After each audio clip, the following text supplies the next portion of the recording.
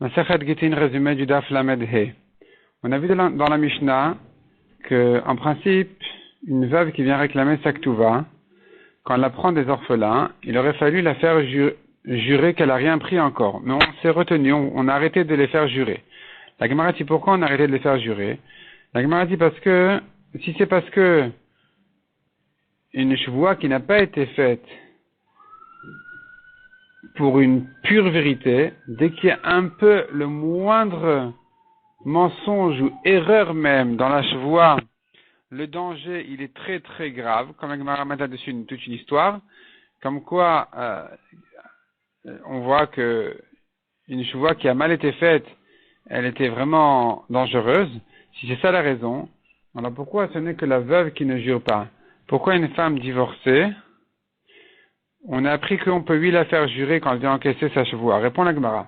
C'est parce que la veuve, elle vit avec les enfants. Et comme elle vit avec les enfants, elle se permet de profiter un peu de leur bien en se disant, ça fait partie de mon travail avec eux.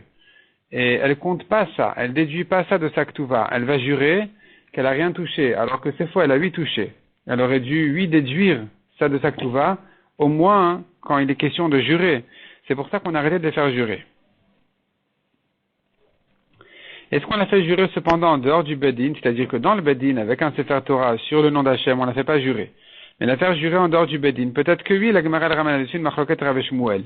Selon Rav, non. Selon Shmuel, oui.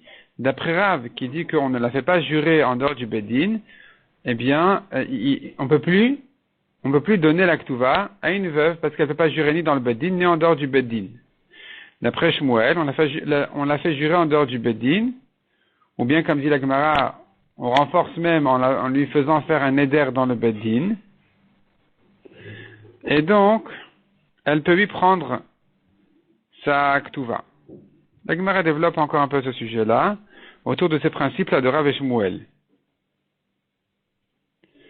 La Gemara dit ensuite, donc on a vu qu'une divorcée, elle doit lui jurer. La Gemara elle objecte qu'il y a eu une histoire où la divorcée n'a que fait un éder, elle n'a pas juré. Il répond la Gemara là-bas, il s'agissait d'une veuve et non pas d'une divorcée. La Gemara ensuite dit, Rabban Gamliel Azakan a institué de faire à la veuve un éder, la faire faire un éder et pas une chevoie, parce que comme on a dit, la chevoie c'est plus grave, c'est plus dangereux. Comment ça marche le néder? Elle doit s'interdire en néder tous les fruits du monde si vraiment elle a touché quelque chose pour sa ktuva, si elle a pris quelque chose des yetomim, donc des biens de l'héritage.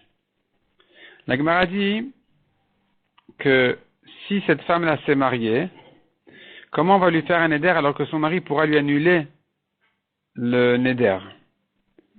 La Gemara ramène là-dessus deux avis, une machloquette donc, entre deux amoraïm.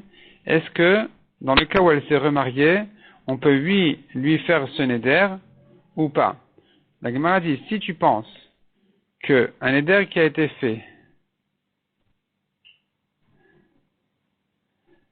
en public, on ne peut pas l'annuler, alors nous aurons ici une solution pour cette femme qui s'est remariée, cette veuve-là qui s'est remariée, on va lui faire ce néder en public, et puisqu'elle ne pourra plus l'annuler, ni chez son mari, ni chez qui que ce soit, alors, on pourra avec ça, donc, compter sur son néder et lui payer sa ktuva. Mais si tu dis que même un néder qui a été fait en public, on peut l'annuler, alors ce sera un problème ici, on ne pourra pas lui payer sa ktuva, puisqu'elle risque d'annuler son néder malgré qu'il ait été fait en public.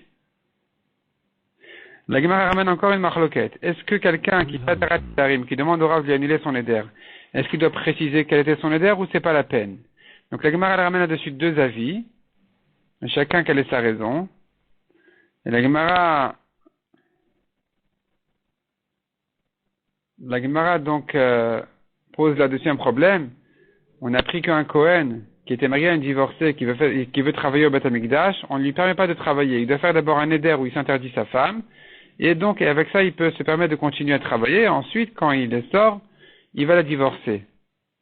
Or, si tu me dis que c'est pas la peine de préciser quel est son éder, quand il se l'annule, il n'aura aucun problème de faire arrêter d'arim en sortant. Il va annuler son éder et retourner chez sa femme. Répond la Gemara. On lui fait le néder en public, il ne pourra pas l'annuler. Et d'après celui qui dit qu'on peut annuler même un néder qui a été fait en public, on lui fera le néder al da'at rabim, sur l'intention d'un public, où là, d'après tout le monde, c'est terminé, on peut plus l'annuler. Parce que le public, les rabbim, n'ont jamais l'intention de lui annuler ce neder. Ils sont pas là pour lui permettre lui annuler son neder. La Gemara dit cependant, si on a un besoin de mitzvah, une nécessité de mitzvah importante, de lui annuler le neder, on pourra le faire même s'il était fait sur l'intention d'un public. Sur l'intention d'un rabbin, on pourra quand même annuler pour la mitzvah.